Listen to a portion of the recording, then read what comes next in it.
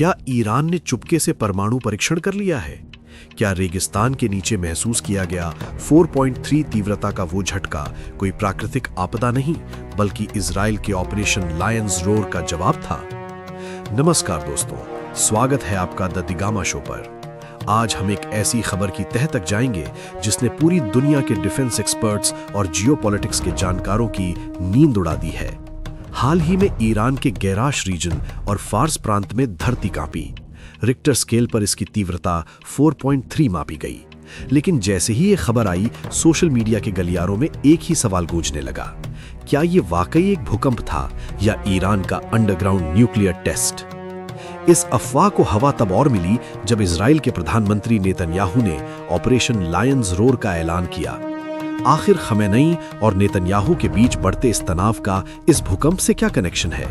क्या वाकई ईरान ने परमाणु शक्ति बनने की दहलीज पार कर ली है? चलिए आज विज्ञान और रणनीति के चश्मे से इस रहस्य को डिकोड करते हैं। दोस्तों, किसी भी निष्कर्ष पर पहुंचने से पहले हमें सीस्मिक सिग्नेचर यानी धरती की कंपन के पैटर्न को समझना होगा। एक प्राकृतिक भूकंप और एक परमाणु विस्फोट में जमीन आसमान का अंतर होता है। जब टेक्टोनिक प्लेट्स खिसकती हैं तो ऊर्जा धीरे धीरे और कई दिशाओं में फैलती है। इसे हम नेचुरल अर्थक्वेक कहते हैं। लेकिन जब कोई परमाणु परीक्षण या बड़ा विस्फोट होता है तो ऊर्जा एक ही बिंदु से झटके के साथ बाहर की तरफ निकलती है।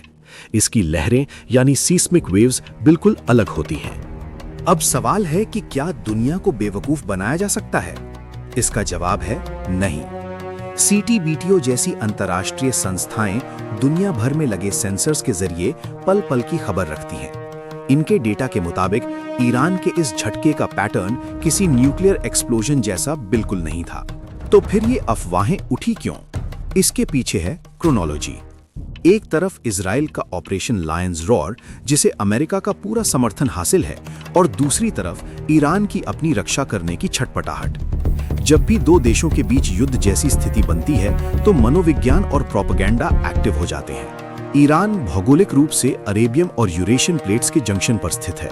यहाँ भूकंप आना बहुत सामान्य बात है। लेकिन जब तनाव चरम पर हो तो हर प्राकृतिक घटना को एक साजिश की तरह देखा जाने लगता है। 2024 और 2025 में भी ऐसी ही अफवाहें उठी थीं, जिन्हें बाद में वैज्ञानिकों ने पूरी तरह खारिज कर दिया।